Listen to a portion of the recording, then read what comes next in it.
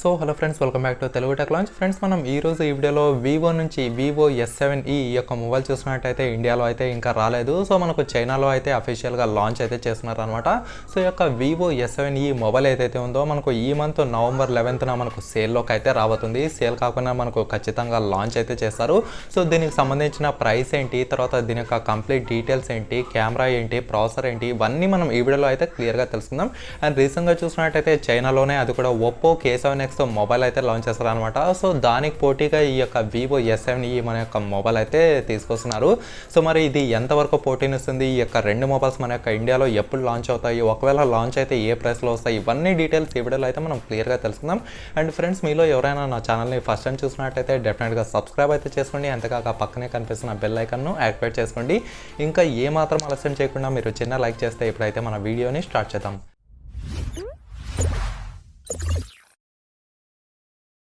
Friends, ముందుగా చూసినట్టయితే Vivo S7e చూసినట్టయితే కంప్లీట్గా మనకు 5G మొబైల్ అనమాట. సో అండర్ 16 నుంచి 17,000 లోపల ఈ యొక్క 5G మొబైల్ అయితే మనం ముందుకు వస్తుంది.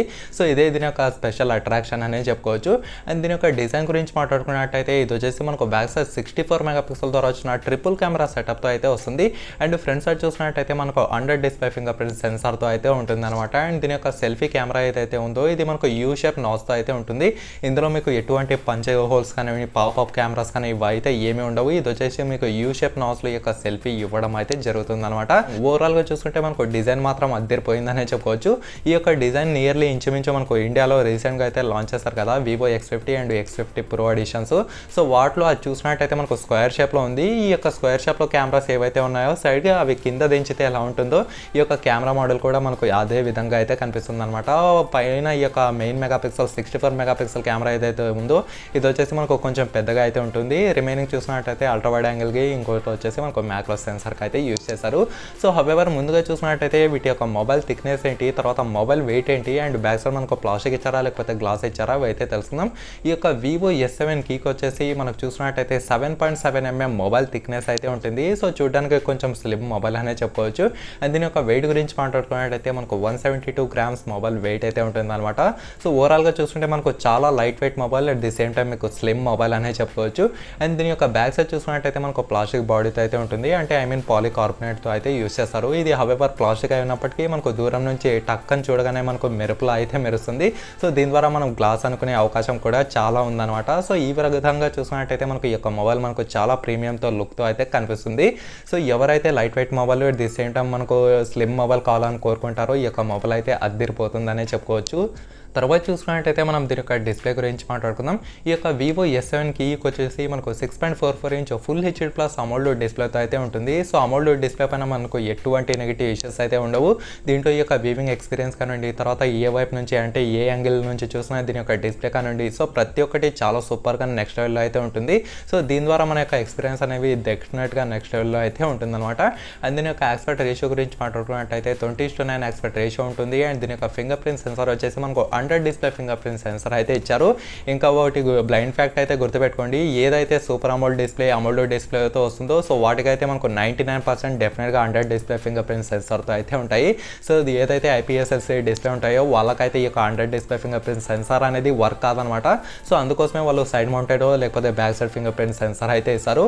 సో ఎవరైతే సూపర్ అమోల్డ్ డిస్ప్లేస్ ఇస్తారో ఆ యొక్క మొబైల్స్కి దానికి డెఫినెట్గా under display fingerprint censor ఇచ్చే అవకాశం అయితే మనకు 99% ఉందనే చెప్పుకోవచ్చు. సో ఓవరాల్గా చూసుకుంటే ఇక్కడ డిస్ప్లే క్వాలిటీ మాత్రం మనకు అద్దరిపోయింది. And under display fingerprint sensor ఇచ్చారు కాబట్టి ఇది కూడా మనకు చాలా ప్రీమియం లుక్తో కనిపించడం అయితే జరుగుతుందనే చెప్పుకోవచ్చు. తర్వాత చూసినట్టయితే మనం దీని యొక్క కెమెరా గురించి మాట్లాడుకుందాం. దీంట్లో చూసినట్టయితే మనకు ముందుగా బ్యాక్ సైడ్ కెమెరాస్ గురించి మాట్లాడుకుని ఆ తర్వాత ఫ్రంట్ సైడ్ కెమెరా విషయాలకు అయితే వద్దాం. మనకు బ్యాక్ సైడ్ కెమెరా చూసుకున్నట్టయితే 64MP + 8MP + 2MP అయితే ఇచ్చారు.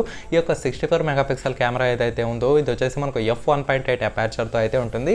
తర్వాత 8MP వచ్చేసి మనకు సూపర్ అల్ట్రా వైడ్ యాంగిల్ కోసం అయితే యూజ్ చేస్తారు. అండ్ రిమైనింగ్ 2MP వచ్చేసి మనకు మ్యాక్రో షాట్స్ కోసం అయితే యూజ్ చేస్తారనే చెప్పుకోవచ్చు. ఈ యొక్క కెమెరాస్లో మీరు up to 4K to 30 frames per second వరకు అయితే రికార్డ్ చేయొచ్చు. అండ్ దీంట్లో ఇంకొక అడ్వాంటేజ్ ఏమంటే దీంట్లో మనకు 10x వరకు డిజిటల్ జూమ్ అయితే ఇచ్చారు. సో డిజిటల్ జూమ్ అనేది మనకు ఎంతవరకు అయితే యూస్ కాదనమాట. సో ఇన్స్టాంట్గా ఎవరికైతే జూమ్ కావాలో సో వాళ్ళకి మాత్రమే డిజిటల్ జూమ్ ఫ్యూచర్ అనేది వర్క్ అవుతుందనే చెప్పుకోవచ్చు. ఎందుకంటే మనం సపరేట్గా ఇప్పుడు ఫర్ ఎగ్జాంపుల్ ఈ యొక్క Vivo S7eలో ఏదైనా ఫోటో తీసారని అనుకోండి. సో తీసిన ఫోటోని మీరు జూమ్ చేస్తే ఎలా ఉంటుందో ఈ యొక్క డిజిటల్ జూమ్ కూడా మనకు అదే విధంగా అయితే చూపిస్తుంది. క్వాలిటీ అయితే ఏమీ మెయింటైన్ చేయదనే ఇక్కడ మనకు క్లియర్గా తెలిసింది. తర్వాత ఫ్రంట్ సైడ్ చూసినట్టయితే మనకు 32 మెగాపిక్సెల్ ద్వారా ఈ యొక్క యూ షేప్ నాస్లో అయితే ఉంటుందన్నమాట.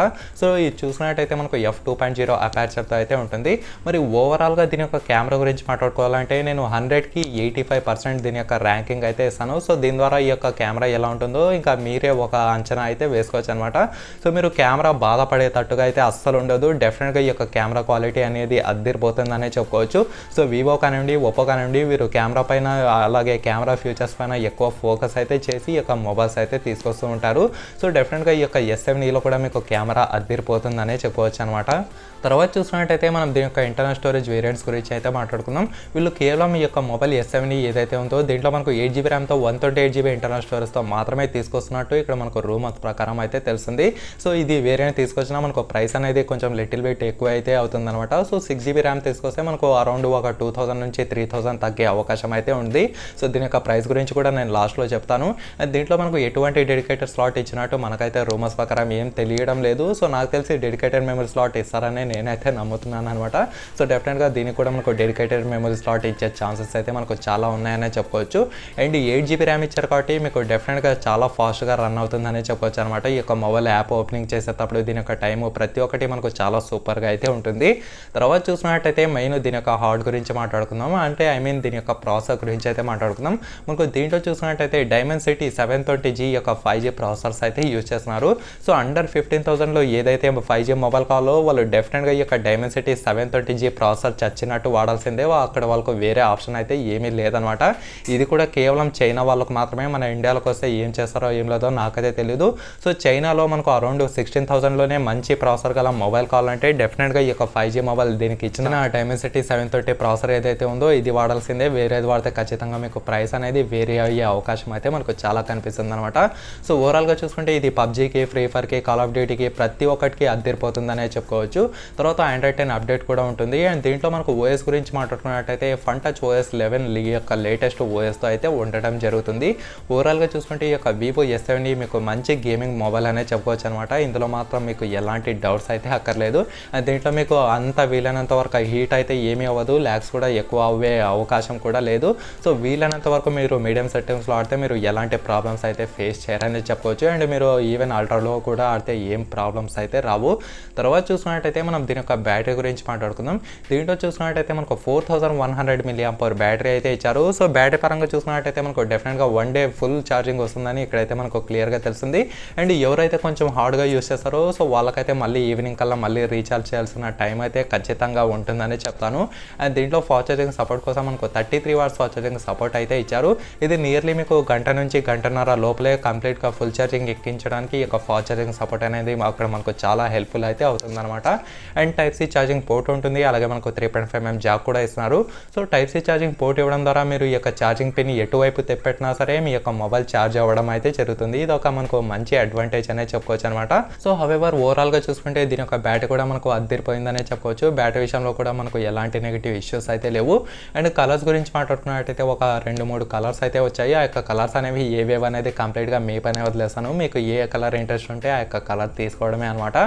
ఇప్పుడు చూసుకున్నట్టయితే ఫైనల్గా దీని యొక్క ప్రైస్ గురించి మాట్లాడుకుందాం. వీళ్ళు ప్రైస్ పరంగా చూసుకున్నట్టయితే ఎటువంటి లీక్స్ కానీ ఎటువంటి రూమర్స్ అయితే కాలేదనమాట. వీళ్ళు చూసుకున్నట్టయితే డైరెక్ట్గా November 11th చైనాలో మనకు చూసుకున్నట్టయితే సింగిల్స్ డే అని ఒక డే అయితే నడుస్తుంది.